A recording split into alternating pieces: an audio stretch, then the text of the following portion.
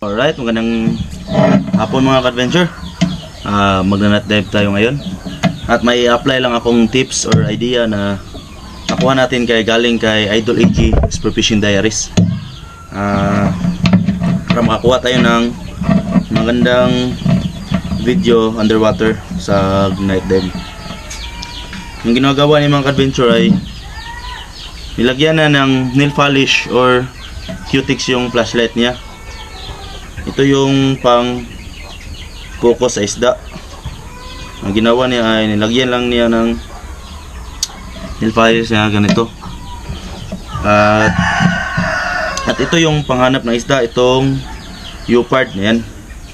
U-part, at ito naman yung pang focus sa isda. Ito yung Asapi DA16S at ito naman yung panghanap isang U-part. At ganito lang setup natin mga ka-adventure. DIY lang kasi wala tayo ng flashlight connector. Nilagyan ko lang ng foam dito, tsaka dito ay tubo. At testing na to ni Kayon. Titesting natin ngayon kung maganda ba yung kuha natin. At saka abang na lang maya at sana pagpalain kami. God bless and dive safe. So alright mga ka-adventure, may gabi istan dia. So night dive na punta karon. Kauban na to itong mga idol. Tara si Bro Daryl ng Aquatics pero o si Bro Dio ng Flooded Livers o si Bro Jow TV nagkuhan pa, nagayo pa siyang flashlight kay nasira, nagmalfunction. O siyempre atong body si Bongga Baloday.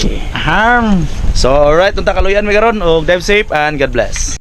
So dyan mga ka-adventure ay inayos muna ni Bro Daryl yung flashlight ni Bro Jow TV kasi di gumagana at sayang naman hindi siya makapag-dive, kaya ginawa ng paraan at sa awa naman ng Diyos ay nagawa naman ng paraan ni Bro Daryl.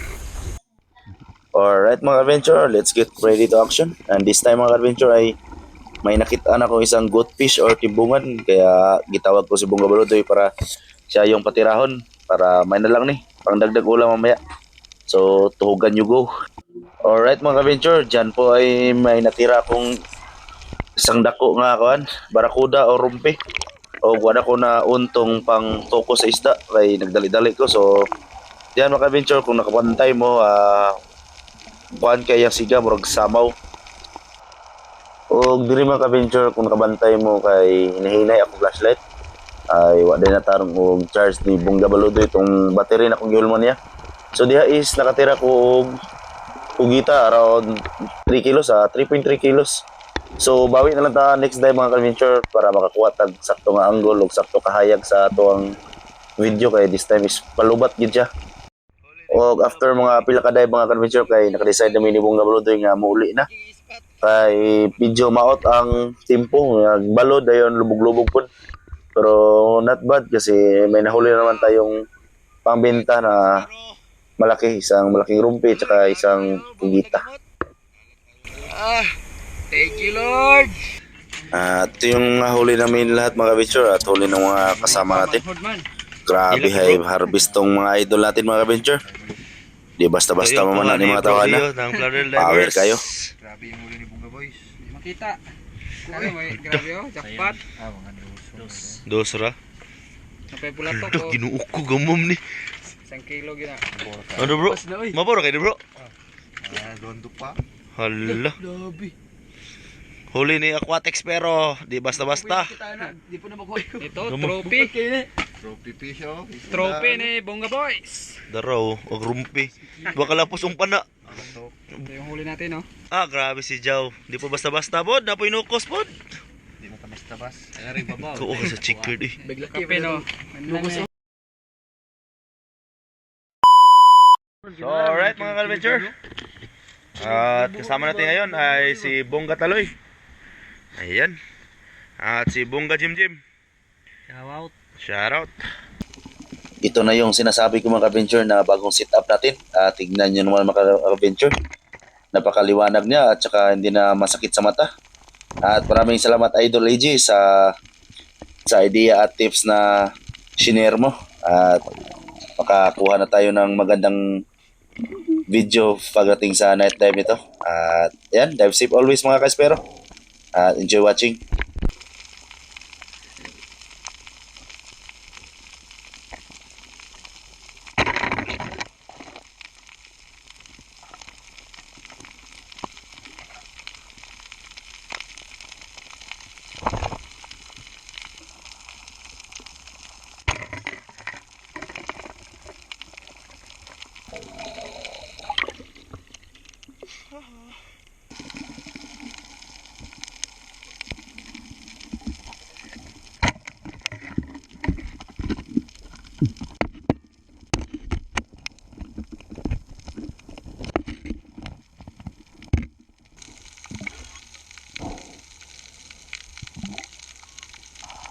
Dito mga ka-adventure ay may nakikita akong isang tagutungan o karutungan.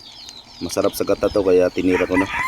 Pero nung pagka hugot ko sa pana ay ayun, lumubo siya kaya hindi ko nakuha. At ito mga ka-adventure ay may hinugot ako na isang malaking surahan. At inaasahan na mangyayari. Nadali yung kamay ko sa buntot niya. Kasi yung buntot niya ay may isang matulis na part kaya yun. Nasamad tayo.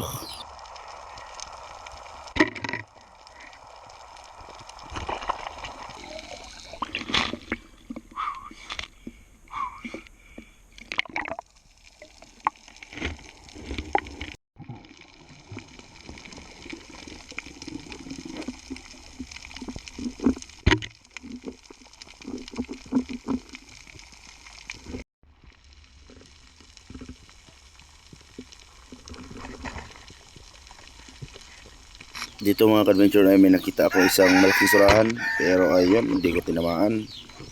Kaya sininisan ko si Bunga Taloy at buti naman ay natira niya.